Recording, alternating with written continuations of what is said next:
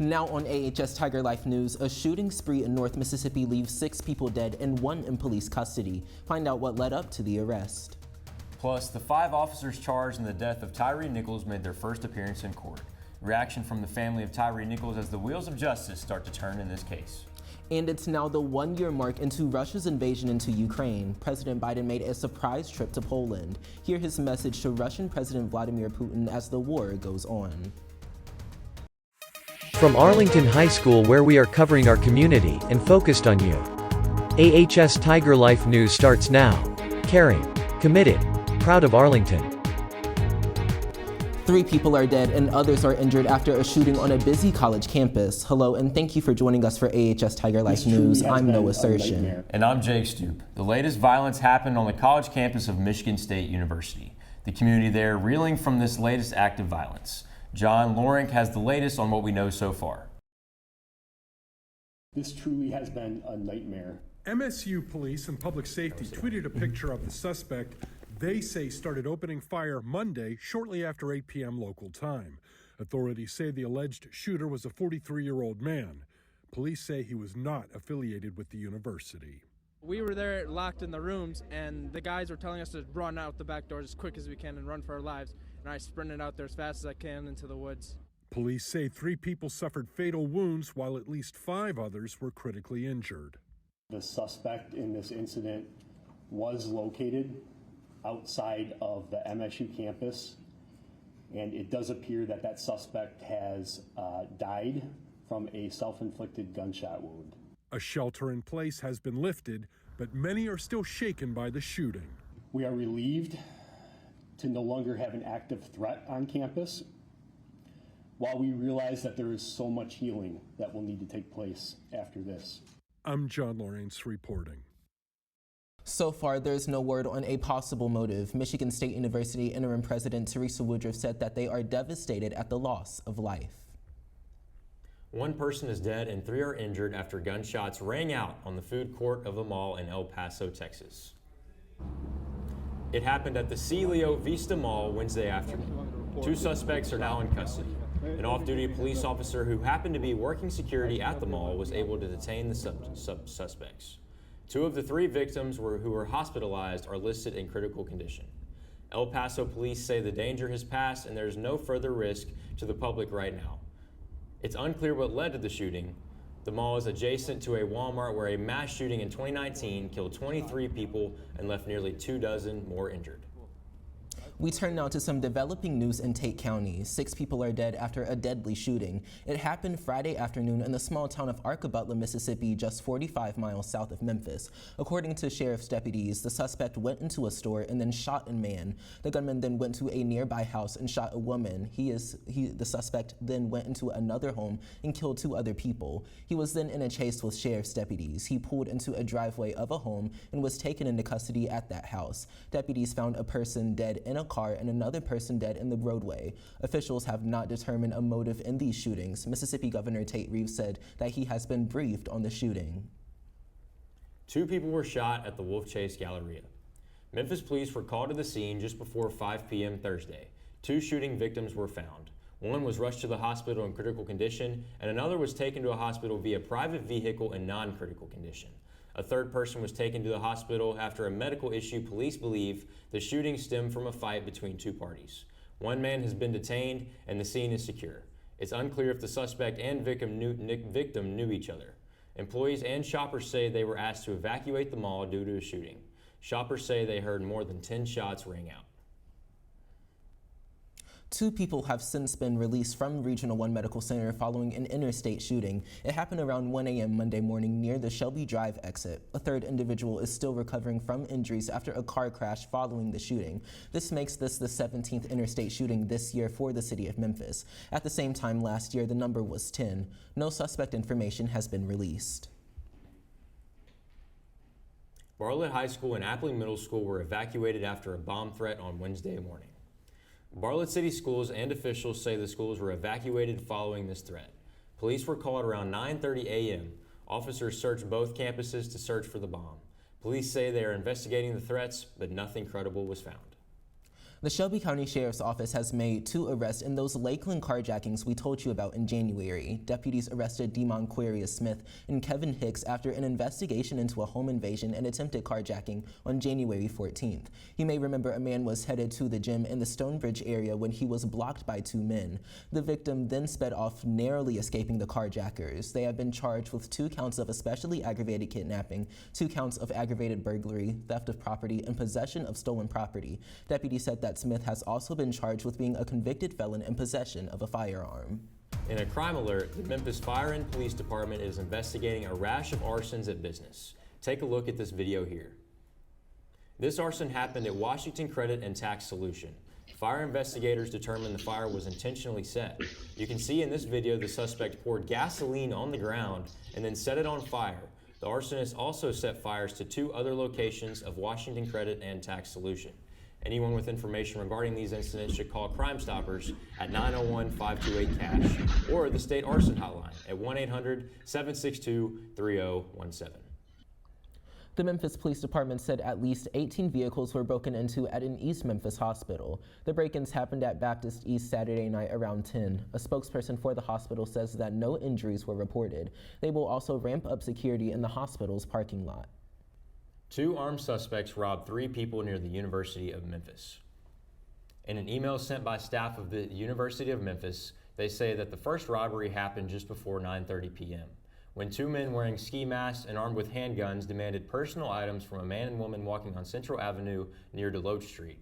The robbers left in what police described as a 4-door red Mercedes with a Tennessee license plate, number 864 BGSC. About a minute later, a suspect robbed another woman walking alone in the 1300 block of Northwood Drive. The car was last seen headed west on Northwood toward Highland. No one was injured in any of these armed robberies. If you have any tips, call Crime Stoppers. We are learning new information into the death investigation of Tyre Nichols. 5 former Memphis police officers have pleaded not guilty for their involvement in the death of Tyre Nichols last month. Tadarius Bean, Demetrius Haley, Justin Smith, Edmund Martin III, and Desmond Mills Jr. appeared in Shelby County courtroom for their arraignment this Friday. They are each facing 7 charges, including second-degree murder and aggravated assault. 29-year-old Nichols was repeatedly punched and kicked during a traffic stop on January 7th. He died in the hospital 3 days later. The 5 charged officers were part of the now defunct Scorpion unit, which was tasked with taking on violent crime in Memphis. If convicted, they face up to 60 years in prison. The next hearing is scheduled for May. Authorities say another officer involved fired but not charged. 3 Memphis Fire Department personnel were also fired for failing to promptly render emergency care. And 2 Shelby County Sheriff's deputies who were at the scene were suspended for 5 days without pay. Among those at the arraignment for those 5 MPD officers, the family of Tyre Nichols. His mother, Ravon Wells, spoke to the media after the hearing. She called this process difficult, but she wants to see justice in the death of her son. And I want each and every one of those police officers to be able to look me in the face. They haven't done that yet. They couldn't even do that today. They didn't even have the courage to look at me in my face after what they did to my son. Ravon Wells said that she will make sure that those 5 officers will see her at every court date until she gets justice in the death of her son. A trial date has been set for the man who is accused of shooting someone to death pumping gas while working as a security guard for a Memphis East Kroger. Gregory Livingston is charged with first-degree murder in the death of Alvin Motley in 2021. Livingston was originally charged with second-degree murder, but has since been indicted on a first-degree charge. He is currently being held on a $1.8 million bond. Livingston appeared in Shelby County Court on Monday with his attorney Leslie Ballin. Ballin had also requested a bond hearing set for March 6th after the release of the 5 former Memphis police officers charged with murdering Tyre Nichols out of jail on bond. Livingston's original trial date was set for January 30th. It was reset after the previous judge recused himself due to a conflict of interest. The new date is set for October 30th of this year. President Biden delivered a rally cry for Ukraine, declaring neighboring Poland that Ukraine will never be a victory for Russia. It was a moment to solidify NATO support for Ukraine's survival, as the world marks the first-year anniversary of Russia's invasion on Friday. Biden's speech pushing back against the bitter words of Russian President Vladimir Putin as the country steps back from a historic arms treaty with the U.S. Mike Valerio has the latest. There should be no doubt. Our support for Ukraine will not waver. NATO will not be divided, and we will not tire. President Joe Biden delivering a defiant declaration at the Royal Castle in Warsaw, a promise of resilience that neighboring Ukraine will not fall. Ukraine will never be a victory for Russia. Never. The president called for steadiness of purpose, days before the first anniversary of Russia's invasion of Ukraine. President Putin ordered his tanks to roll into Ukraine. He thought we would roll over. He was wrong. Biden last spoke from the storied setting in March of 2022, when the resolve of Ukraine and the strengthening of the NATO alliance were only beginning to emerge. The resolve underscored by President Biden's historic trip to Kyiv, standing side by side with Ukrainian President Volodymyr Zelensky on Monday. While in Moscow, Russian President Vladimir Putin framed the contours of the conflict as an existential battle with the West. The elite of the West do not conceal their ambitions, which is to strategically defeat Russia, finish us off once and for all. Putin announcing Russia is suspending its participation in the New START treaty, the last major nuclear arms agreement between the U.S. and Russia. Back in Poland, the president focused on future generations and what remains at stake. Freedom, the enemy of the tyrant, and the hope of the brave and the truth of the ages. Freedom. I'm Mike Valerio reporting. After Russia's self-suspension from the New START nuclear arms treaty, NATO's Secretary General said it was clear Russia was preparing for more war, while U.S. Secretary of State Anthony Blinken called the move unfortunate and irresponsible. NATO is also becoming increasingly concerned about China's support for the Kremlin. Former South Carolina Republican Governor Nikki Haley is making it official. She's announced that she's running for president in 2024. I'm Nikki Haley, and I'm running for president. The 54-year-old is casting herself as the future of the Republican Party. Haley served in the Trump administration as ambassador to the United Nations. She is expected to speak at a campaign event on Wednesday in Charleston. She will likely face stiff competition from other potential candidates, such as President Trump, such as Florida Governor Ron DeSantis, former Vice President Mike Pence, and former Secretary of State Mike Pompeo. She will also be eyeing 24 runs. Two Republican lawmakers proposed a new bill that will give students in every Tennessee school district the opportunity to have free meals. This would include free breakfast and lunch meals. House Bill 255 would establish in-school lunch and breakfast programs that provide 2 free meals every day to every student in each district. The state would reimburse each school system after federal dollars are made available to the National School Lunch Program. If this bill passes, the free meals would begin during next school year. A Memphis beauty supply store lines up a primetime commercial slot in this year's Super Bowl. Up next, how this beauty supply is offering something different for your hair care experience. But first, in a rare bipartisan effort, Republicans and Democrats hold a joint session on teens and social media. It's an issue that keeps parents and children up at night. Find out new data that shows just how alarming this trend is in one woman's story on social media taking the life of her son. And talk about a close call after a dog narrowly escapes death jumping out of a car onto a busy California freeway. How that dog is doing next on AHS TigerLife News.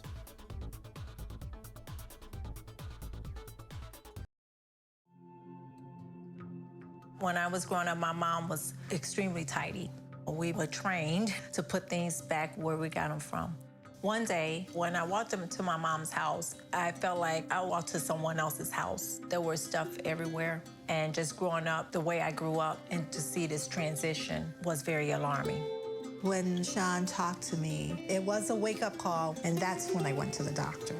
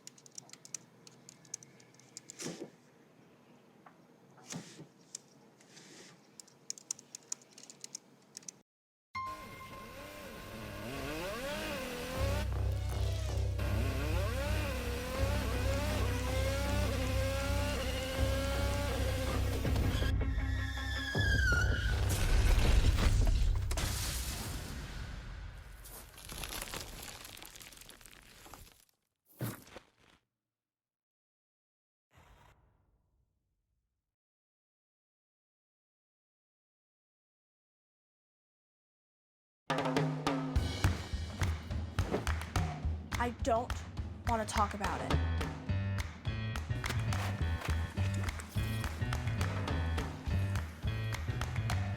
I don't want to talk about it.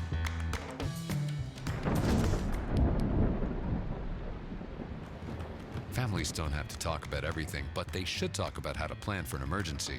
Get tips and resources to make your family's emergency plan.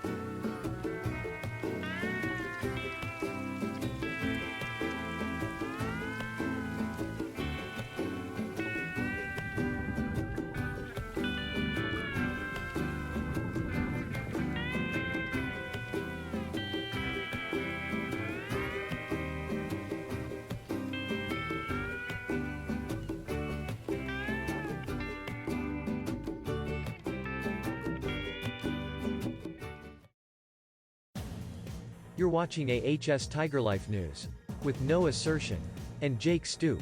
This is AHS TigerLife News. Caring, committed, proud of Arlington. A deadly shooting is under investigation in East Tennessee. 5 people, including a child, were hit by gunfire in Sweetwater and at least 1 person is dead. Investigators say the number of wounded may increase, as some victims may have transported themselves to the hospital.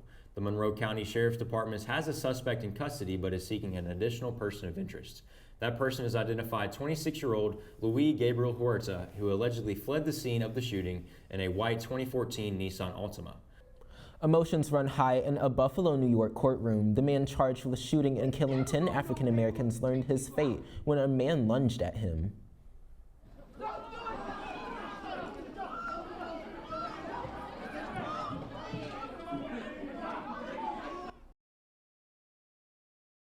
It happened during victim impact statements at Peyton Grindon's sentencing hearing in New York. State court officers quickly stopped the man before he got to Grindon. Both men were escorted out of the courtroom through the separate doors. When Grindon returned to the courtroom, he showed no sign of emotion. However, he had been crying during the victim's statements later in the hearing. Grindon apologized to the family, saying that he was very sorry for taking the lives of their loved ones. Grindon pleaded guilty to 10 counts of first-degree murder and other charges. The judge gave him the maximum sentence, life in prison without the possibility of parole. President Joe Biden is expected to blast Republicans' economic agenda in a speech on Wednesday. He is giving remarks to a Maryland union of the International Brotherhood of Electrical Workers. An administration official says Biden will slam GOP lawmakers who propose a massive giveaway to the super rich, big corporations, and big pharma. The official says those policies would increase the national debt by, quote, over $3 trillion. Still, Biden previously said he was willing to negotiate cuts to spending, as long as Republicans didn't use the nation's debt limit as a bargaining tool. Big Tech wasn't invited to the table Tuesday, but it was at the center of attention at a Senate Judiciary Committee hearing. The topic, kids' safety and privacy online, and the call for action. Emily Schmidt reports from Washington.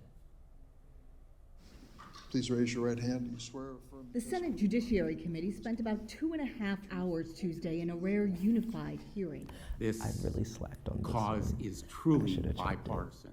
All of them are bipartisan. It's an issue that keeps parents and children up at night. A psychologist testified the average teen spends more than 8 hours a day online. That's more than 3 times the hearing length.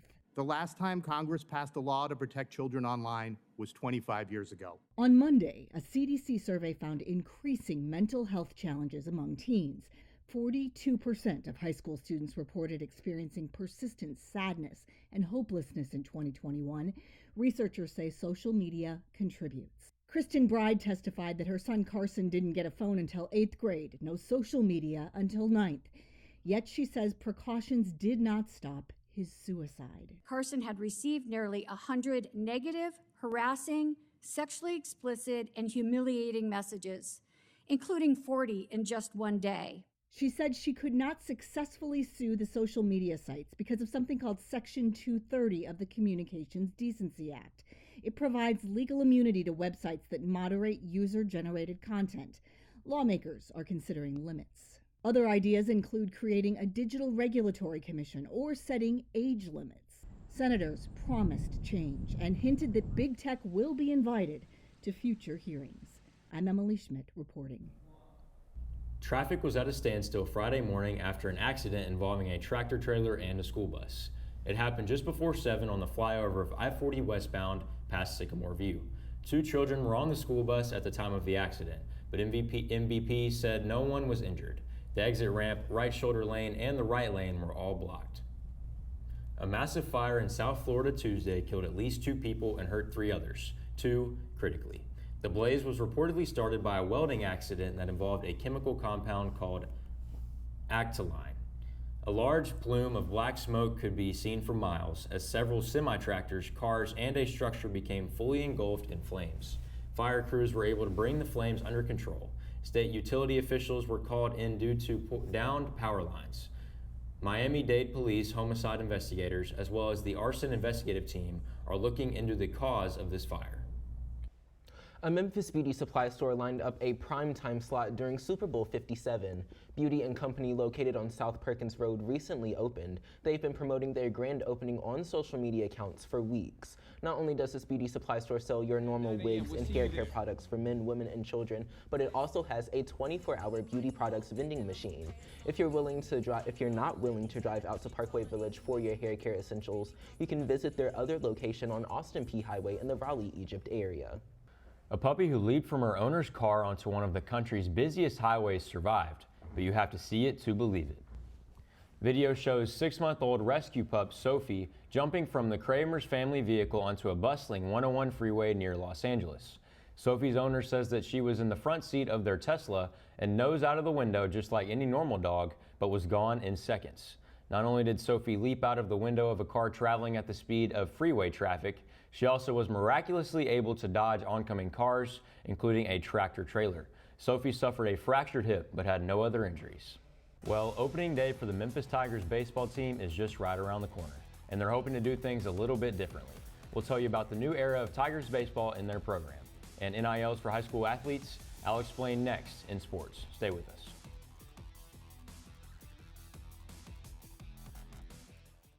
And now, Jake Stoope with TigerLife Sports. Chiefs Kingdom was in full force Wednesday as hundreds of thousands of fans gathered in Kansas City to celebrate their team's big Super Bowl win. Crowds cheered for the Chiefs players and staff in a parade that made its way through downtown Kansas City. Team members were seen hoisting the infamous Lombardi Trophy, enjoying beverages and waving to fans. A number of local school districts and colleges got the day off, with some classifying it as a red snow day. The Chiefs defeated the Philadelphia Eagles 38-35 in Sunday night's game in Glendale, Arizona. The win was the franchise's 3rd championship and 2nd Super Bowl title in 4 seasons. Well, we are just a couple of days away from opening day at FedEx Park, but this open will look a little bit differently than years past. Friday's opener against Sanford also marks the start of the Carrick-Jackson era at Memphis. Jackson taking over for Darden Scodenrock and looking to rebuild a program that hasn't been to an NCAA regional play since 2007. But the rebuild begins with baby steps, obviously a new coach, new staff, many new faces on the roster, not to mention new major enhancements to FedEx Park. You have this anticipation and you're ready and it's finally here, and I'm more excited for our guys, right? Just we've had a long fall, long spring leading up to this point. It's gotten here. I'm really excited for them to go out and have some new energy. We're trying to get this new culture in place, so to see them go out and new field, all these new additions that we got going on, so I'm really excited for them. Well, big news for Tennessee high school athletes all across the state of Tennessee. In a recent ruling by the TSSAA, high school athletes can now profit from their name, image, and likeness. Their talents can now be monetized as long as they do not mention their school or the TSSAA. There are no limits to how much an athlete can make for endorsements or scholarships. This ruling left one baseball player here at Arlington shocked. Carter McCabe says that this ruling is a big help for athletes. I think it'll definitely help the student athletes with the aspect of like being able to help their parents pay for stuff, because they'll be making their own money, and sometimes they get so caught up in sports that they don't have time to go get a job or something like that, so it gives them a source of income.